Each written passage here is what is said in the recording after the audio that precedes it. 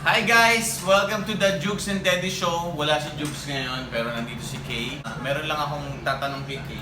Rock and roll to the world. Rock and roll to the world. Karil, naniniwala ka ba yung isa, ligaw ng mahaba, nga mga 2 years, 3 years na ligaw, tapos sila na. Yung isa naman, nagkakilala lang ngayon, tapos sila na.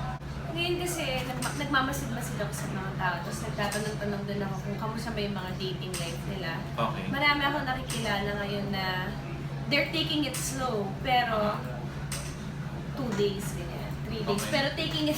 Taking it slow na yun? 2 to 3 days. Pero parang 2 weeks na sila. Okay. Pero trying talaga to take it slow. Okay. So nag-iiba yung mga definition din. Iba din, kasi nga yung iba, mahilig na ngayon sa Tinder. Pero may nakakahanap ng true love sa Tinder. Huwag nating i-menos yung Tinder. Meron din.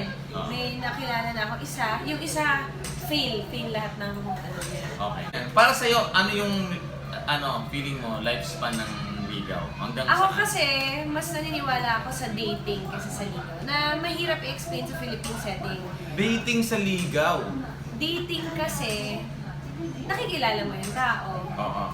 Lumalabas kayo, meron ka ring parang wala na masyado yung nag-aakyat ng ligaw, putting your best foot forward. Mahirap din sabihin kung okay ba yun. Pero sa Pilipinas, kung babae ka at dating ka, you will be judged. So, Bakit? Bakit naman? meron talaga. Hindi, katulad nga nun, naniniwala ka Sinasabi ko lang naman yun dahil ginawa ko yun at alam ko at naramdaman ko na na-judge ako. Pero for me, dating is good. Okay. Rather than yung ligaw na mahaba. Hindi ba pag nanligaw sa'yo, pag nagpaalam sa'yo nanligaw, automatic na dating na yun?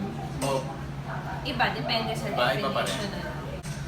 Minsan may exclusively dating, meron din namang dating with no abandon, dating everybody. paano nga yun? Kunyari mahaba, edi 1 year, edi 1 year na best foot forward yun. Hindi, lumalabas din eh. Talaga? Lumalabas ang totoo. Kasi ang problema lang naman din sa dating is mind games. Kaya mo ba yun? Kayo ni Yael, ano ba kayo ni Yael?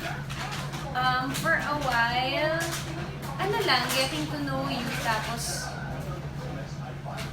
dating muna. Ilang years ba kayo nag-date o ilang months? Na nagkakilala. Hindi kami nagkakilala sa Tinder. Sa Twitter. Joke. Months naman din. Pero sa palagay niya, mahaba-haba. Paano yung official nung kayo na? Pinag-usapan niyo na, so tayo na, gano'n? Hindi, gumawa ko ng eksena. Paano yung eksena? In-eksena ko talaga yung boyfriend ko na siya. Parang tinawagan ko siya sa phone. Tapos sabi ko, pero andun lang siya nakaupo. Sabi ko, alam ko ang ganda ko that day. Tapos ang ganda ng tama ng araw sa, alam mo yung feeling mo ang ganda-ganda ko today. Today is the day. Sabi ko, hello? Oh, I have to go. Pero nakikita na niya. Sabi ko, I have to go. Inaantay na ako ng boyfriend. Five piece pa. Ganda! Tapos doon niya nalalaman na, uy, Hindi ko nga alam kung narinig ko niya. Pero gets na yata niya. so wala kayong official na, so tayo na, yung gano'n. Parang Wala. Inartehan ko. inartihan mo lang. May ma-advise ka ba sa mga girls na on the dating site? Dating. Oh, it's very tricky kasi sa Philippines talaga, conservative ang mga tao. So, may kanya-kanya tayong acceptance issues sa konsepto ng dating. Sa Amerika, iba. Pero, iba din yung level minsan ng kung ano din nakasanayan nila. So, iba lang talaga. Siguro, wag lang masyadong wild. And make sure to have good friends around you. Tama. And Alright. also listen to your elders once in a while naman. Please give them a chance to share their experiences. Alright. Maraming salamat. Rock and roll! The Jukes and Teddy Show!